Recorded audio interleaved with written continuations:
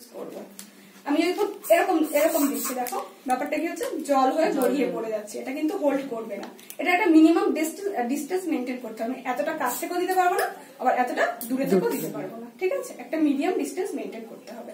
আর যখন এরকম কাছ থেকে যখন জল হয়ে গড়িয়ে পড়বে, সেটা কিন্তু হোল্ড কখনোই হবে না, ঠিক আছে?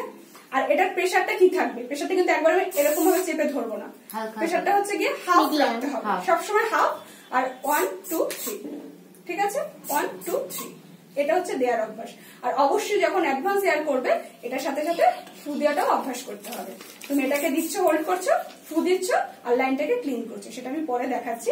কিন্তু কখনো এত কাছ থেকে দেওয়া যাবে না যেটা জল হয়ে গড়িয়ে পড়ে যাবে, আবার এতটা দূর থেকে দিলে কি হচ্ছে, সবই তো উড়ে যাবে। একটা মিডিয়াম ডিস্টেন্স মেনটেন করে দিতে হবে। আর এটাকে এরকম চেপে ধরে কখনোই দেওয়া যাবে না, হাতের মধ্যে রেখে 1 2 3, প্রেসারটা হচ্ছে কি এরকমই থাকবে, ঠিক আছে?